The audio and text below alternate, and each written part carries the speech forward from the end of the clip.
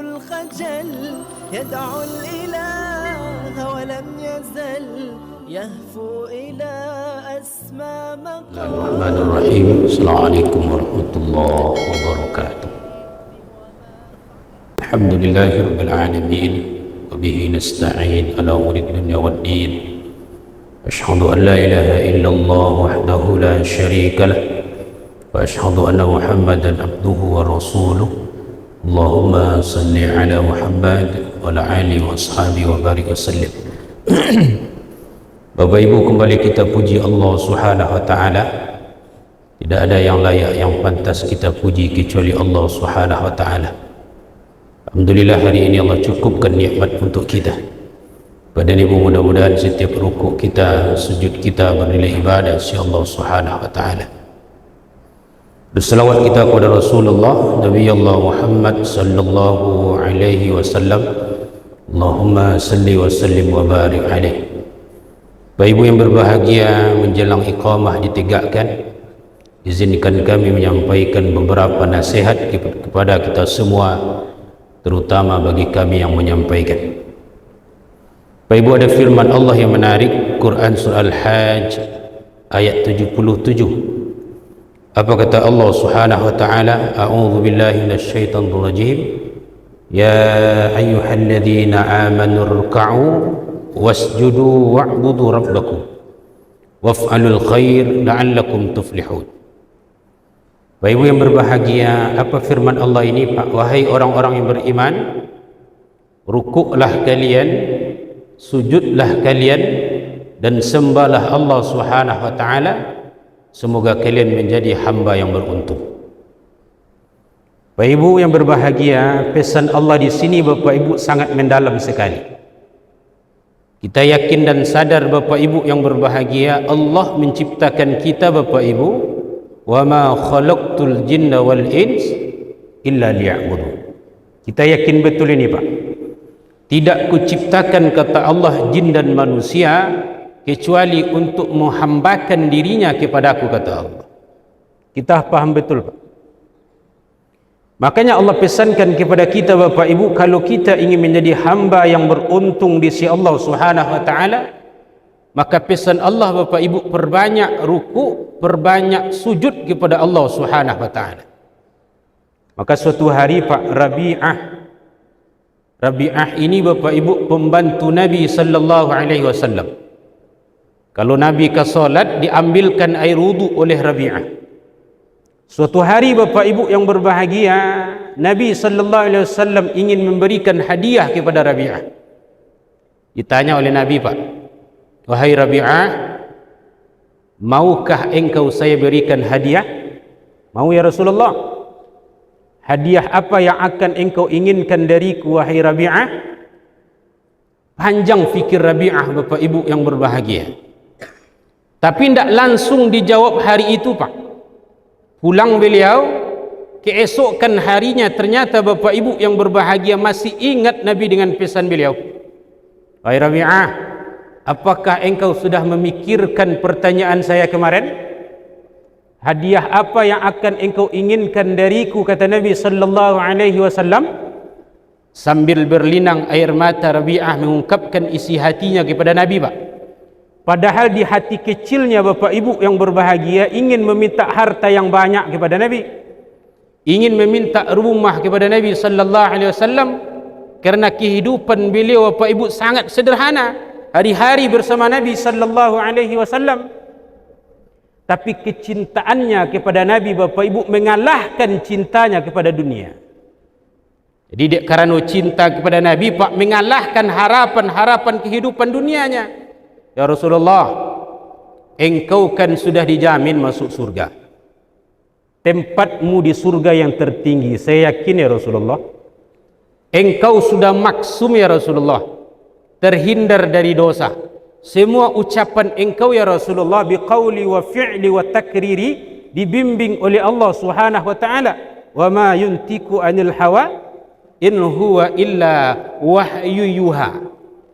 Tapi saya ya Rasulullah, tidak ada satupun yang menjaminku di hadapan Allah masuk ke dalam surganya Allah. Ini kelas sahabat, Pak. Umat terbaik itu Pak Ibu yang berbahagia 3 zaman. Khairun nas kurni, kata Nabi. Umat terbaik 3 qurun. Thumma alladhina yalunahum, masa sahabat. Thumma alladhina yalunahum, masa tabi'in. Thumma alladhina yalunahum, masa tabi'in. Sahabat Pak, orang langsung bersama Nabi sallallahu alaihi wasallam. Apapun persoalan kehidupan langsung ditanya kepada Nabi sallallahu alaihi wasallam, langsung dapat jawaban sahabat. Tabi'in Bapak Ibu, orang yang bertemu dengan sahabat tapi tidak bertemu dengan Nabi. Apalagi tabi'in. Rabi'ah Pak hidup di masa sahabat. Apa kata Nabi Pak Ibu yang berbahagia? Mohonkan kepada Allah ya Rasulullah supaya aku bersamamu nanti di surga Allah Subhanahu wa taala. Sambil tersenyum Nabi Pak. Apa jawaban Nabi Pak Ibu? Wahai Rabi'ah, bantu aku perbanyak ruku dan sujudmu. Ini kelas sahabat Bapak Ibu. Tak Nabi katakan, Rabi'ah engkau bersamaku nanti di surga Allah. Tidak Pak.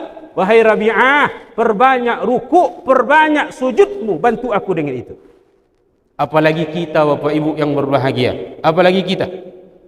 Kalau seorang hamba Bapak Ibu yang berbahagia, faman kana yarju lika rabbi falyamal amalan salih wa la yusyrik bi ibadati rabbih ahada.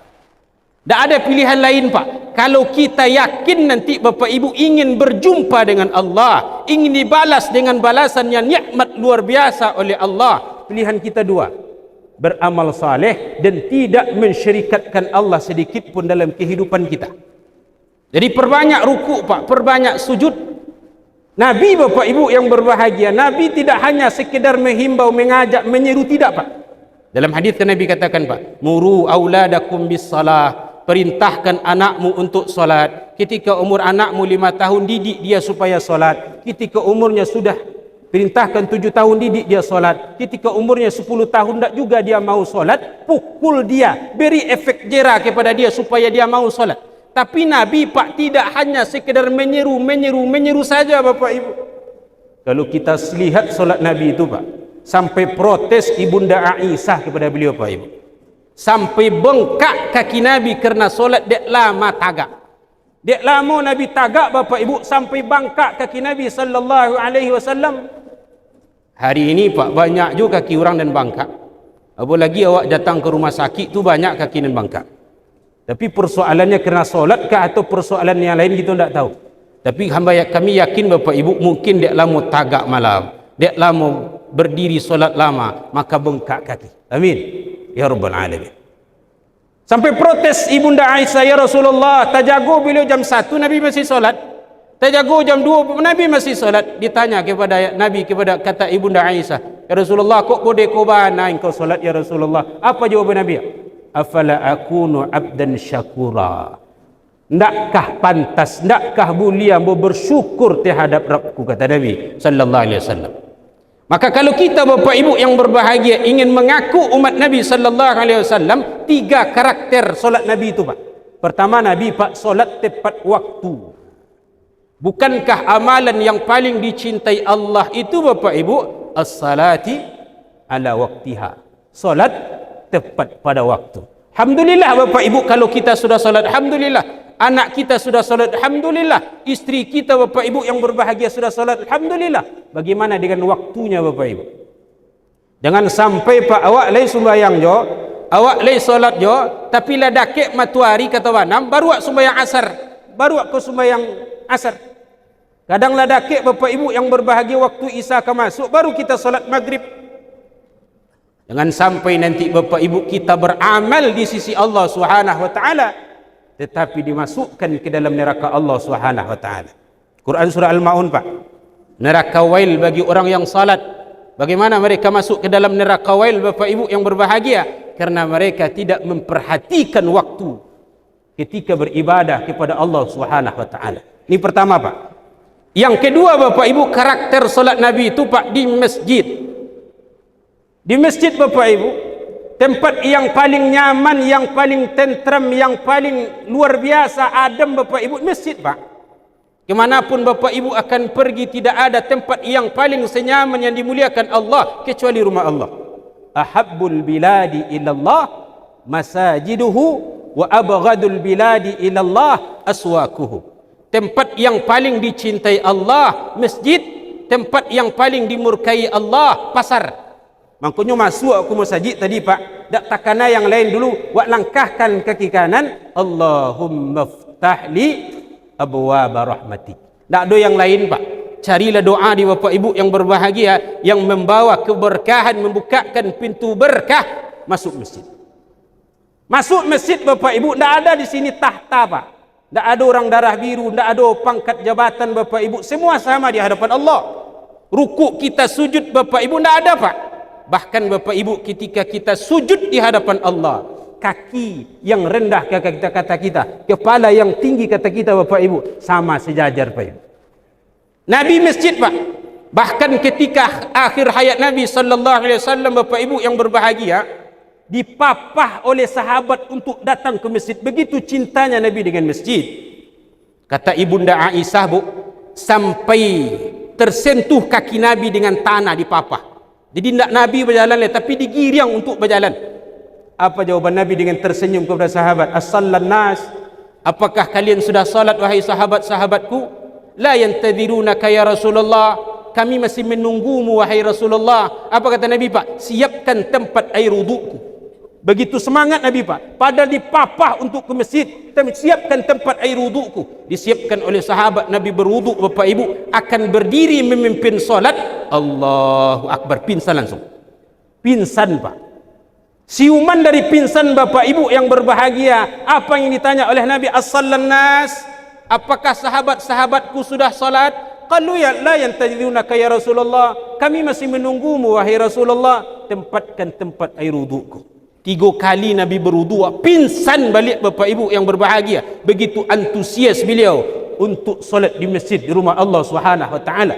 Tidakkah kita cinta Bapak Ibu yang berbahagia? Enak berpulang kita nanti di rumah Allah Subhanahu wa taala. Yang ketiga, karakter salat Nabi berjamaah. Mudah-mudahan Bapak Ibu yang berbahagia, karakter yang 3 ini Allah senantiasa wujudkan dalam kehidupan kita, dan kita dipanggil oleh Allah dalam keadaan ruku' dan sujud beribadah kepada Allah Subhanahu wa taala. Amin ya rabbal alamin. Fa'tabirul absar la'allakum turhamun. Subhanakallahumma bihamdika asyhadu an la ilaha illa anta astaghfiruka wa atubu ilaik. Assalamualaikum warahmatullahi wabarakatuh.